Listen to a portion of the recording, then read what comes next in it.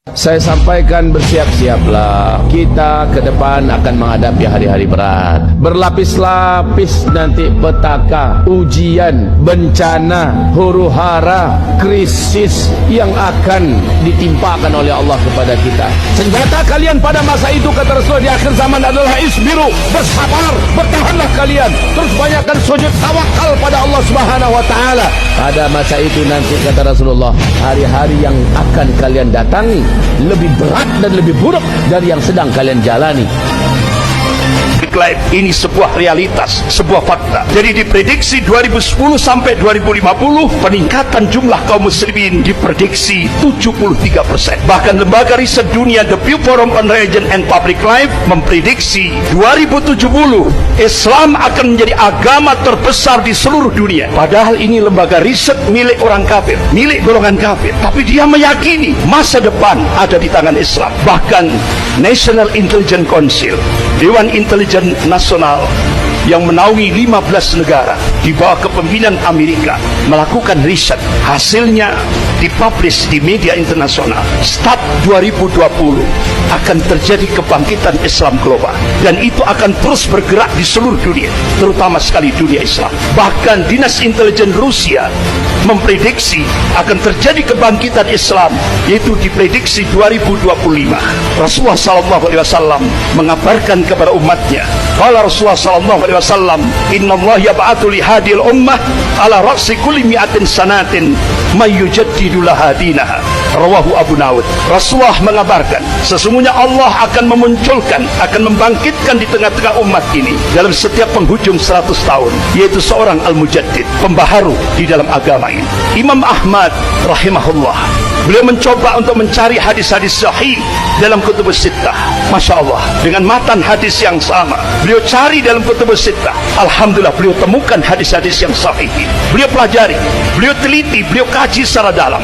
Akhirnya beliau mengambil satu khulasah, kesimpulan. Mujaddid yang pertama, yaitu Khalifah Umar bin Abdul Aziz rahimahullah, yaitu cucunya Khalifah Umar bin Khattab radhiyallahu anhu. 100 tahun lagi, mujaddid yang kedua, gurunya Imam Ahmad, yaitu Imam Syafi'i rahimahullah. Kemudian 100 tahun lagi, jawabannya wallahu a'lam, hanya Allah yang tahu. Beberapa ulama-ulama dunia, salah satu diantaranya yaitu wakil sekjen Rabithah Ulama Palestina di Bilad Syam, beliau adalah Syekh Dr. Abu Bakar Al-Awabidah. Selama di penjara Israel, beliau mencoba melakukan riset dengan pijakan Al-Quran dan As-Sunnah dan kitab-kitab yang ditulis oleh ulama-ulama Ahlus Sunnah. Akhirnya beliau mengambil satu kesimpulan, insya Allah kalau beberapa ulama-ulama Ahlus Sunnah melakukan hitungan matematis, dan itu hijriyah tapi dicoba dimasehikan, insya Allah akan terjadi Sofatul Islamiyah itu 2024, berarti kurang 3 tahun lagi. Tapi semuanya wallahu a'lam, hanya Allah yang tahu.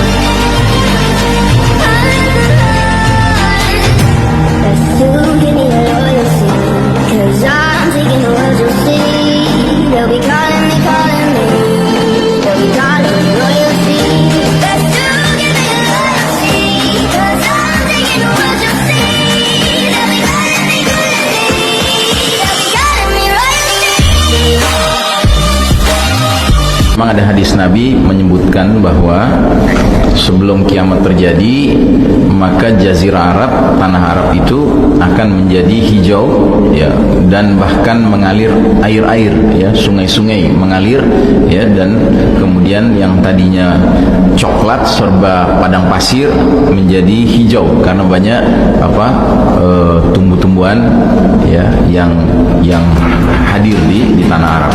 Jadi ini memang min alamatis sa'ah, di antara tanda-tanda sudah dekatnya hari kiamat.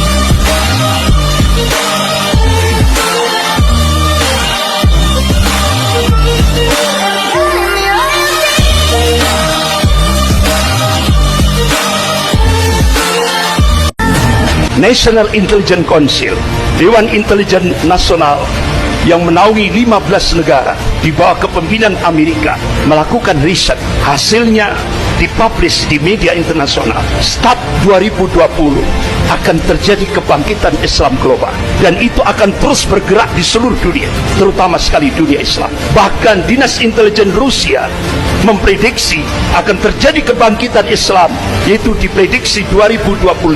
Rasulullah SAW mengabarkan kepada umatnya, kalau Rasulullah SAW, Inna Allah yab'atu li hadil ummah ala ra'si kulli mi'atin sanatin mayyujaddidu laha dinaha.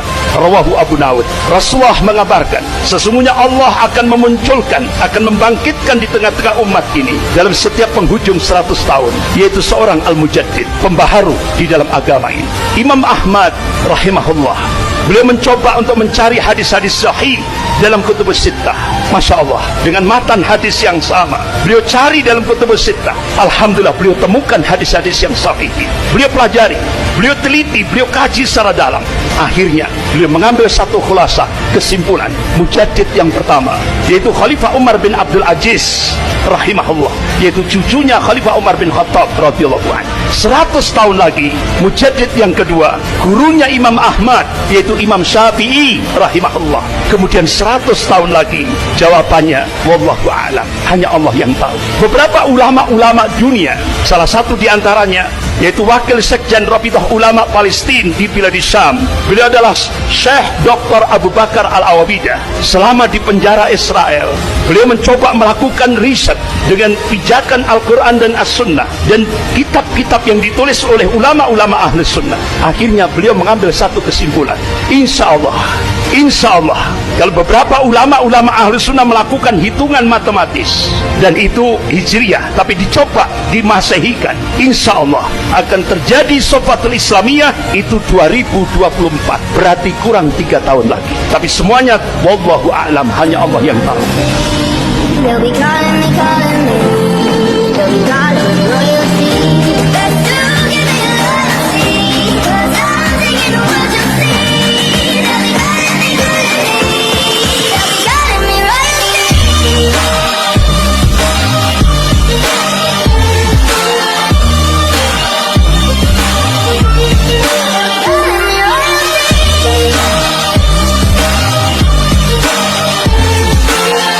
Bencana alam ini bukan kebetulan. Allah jadikan sampai ribu-ribu mati, ribu-ribu hangus, ribu-ribu tenggelam dalam bumi, sama ada namanya gempa bumi, sama adanya ribut taupang dan sebagainya, banjir-banjir besar. Semuanya ini bersyarat. Syaratnya mestilah berlaku maksiat secara luas. Syarat kedua, orang-orang beriman diam, tidak mencuba. Bila dah sudah kita yang baik-baik tidak juga, Allah akan membinasakan, yakni menjadikan bencana, menyebabkan amah dan khasah. Orang khasah memang kena dah, orang pelaku maksiat. Amah, orang awam kena juga. Beriman kerilal mati juga. Apa yang menimpa kamu yang tak molek, semua ni min nafsi, sebab dosa tangan kamu. Orang yang tak mengaji agama, kebetulan.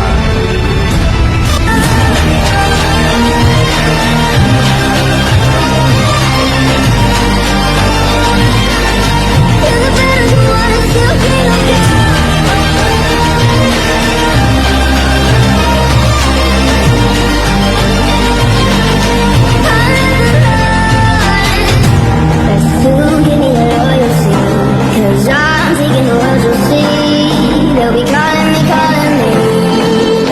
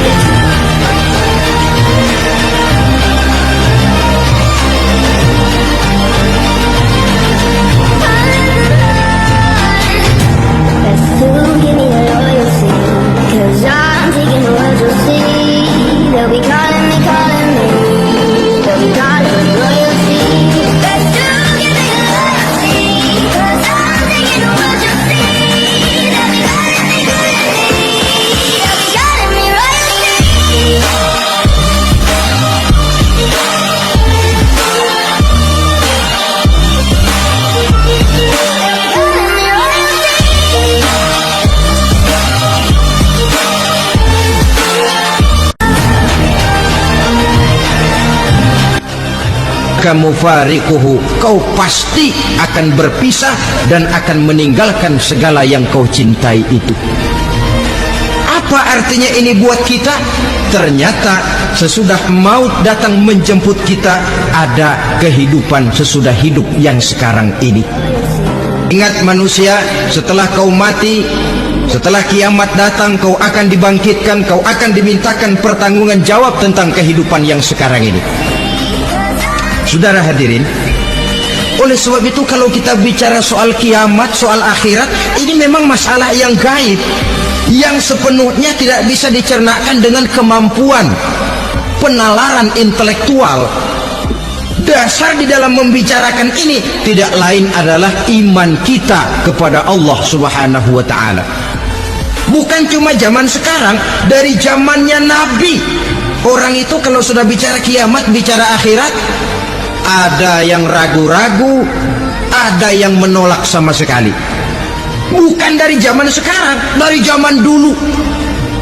Pernah kok satu saat Rasulullah itu dakwah menceritakan, saudara-saudara, akan terjadi kiamat di mana Allah akan membangkitkan manusia dari kuburnya untuk memintakan pertanggungan jawab. Ini dalam dakwahnya Nabi pidato macam itu. Apa reaksi orang? Yang beriman ya mantap, tapi yang tidak beriman, bajingan-bajingan Quraisy ini. Tetapi dalam pada itu, roh mereka merintih, mengeluh, menderita, karena dilemparkan oleh Allah ke tempat-tempat yang kotor, penyesalan yang sudah tidak akan ada gunanya lagi. Saudara-saudara kaum muslimin rahimakumullah, oleh karena itu kehidupan akhirat bukanlah dongeng dan takhayul, bukan khurafat dan khayalan. Kehidupan akhirat, hari kiamat adalah kebenaran dan kepastian. Dalam surah Al-Hajj ayat ke-7, Allah Subhanahu wa ta'ala menyatakan, wa anna as-sa'ata atiyatun la raiba fiha wa anna Allah yab'atsu man fil qubur, dan bahwasanya kiamat itu sesungguhnya adalah sesuatu yang pasti dan tidak ada keraguan-raguan lagi di dalamnya, dan bahwasanya Allah sungguh-sungguh akan membangkitkan manusia dari kuburnya masing-masing. Nah, kalau kita sudah yakin kiamat sesuatu yang pasti adanya, akhirat sesuatu yang pasti adanya, dari mana pembicaraan tentang kiamat ini kita mulai? Tentu dari diri kita. Marilah kita mencoba melihat proses perjalanan hidup ini